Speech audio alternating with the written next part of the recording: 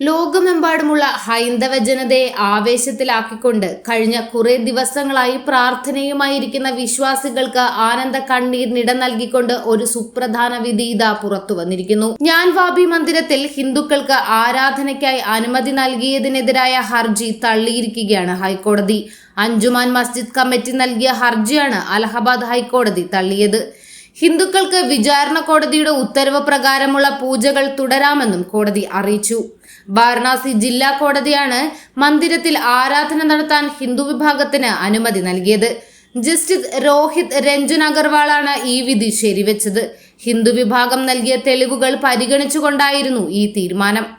തെളിവുകൾ പരിശോധിക്കുമ്പോൾ വിചാരണ കോടതിയുടെ ഉത്തരവിൽ ഇടപെടേണ്ട സാഹചര്യമുള്ളതായി കാണുന്നില്ലെന്നാണ് കോടതി വ്യക്തമാക്കിയത്. ഇതിന് പിന്നാലെ ഹിന്ദുക്കൾക്ക് ആരാധന തുടരാമെന്നും കോടതി അറിയിച്ചു.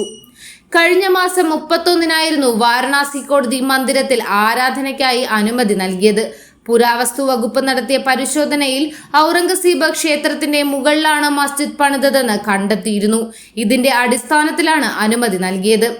അന്ന് തന്നെ ഉത്തരവിനെതിരെ കമ്മിറ്റി സുപ്രീം കോടതിയെ സമീപിക്കുകയായിരുന്നു.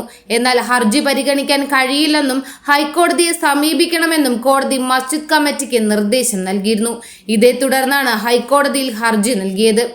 കാശിയിൽ പോയവർക്കെല്ലാം അറിയാൻ കഴിയും, ക്ഷേത്രത്തിന്റെ മുകളിൽ മകുടം എടുത്തു വെച്ച് മസ്ജിദാക്കുന്ന പ്രവണത മുഗൾ കാലത്ത് ഒരു പതിവുള്ള കാഴ്ചയായിരുന്നു. എന്തായാലും അയോധ്യയ്ക്ക് പിന്നാലെ വലിയൊരു ആശ്വാസമാണ് ഹൈന്ദവ വിശ്വാസികൾക്ക് ഉണ്ടായിരിക്കുന്നതെന്ന് പറയാതിരിക്കാൻ വയ്യ.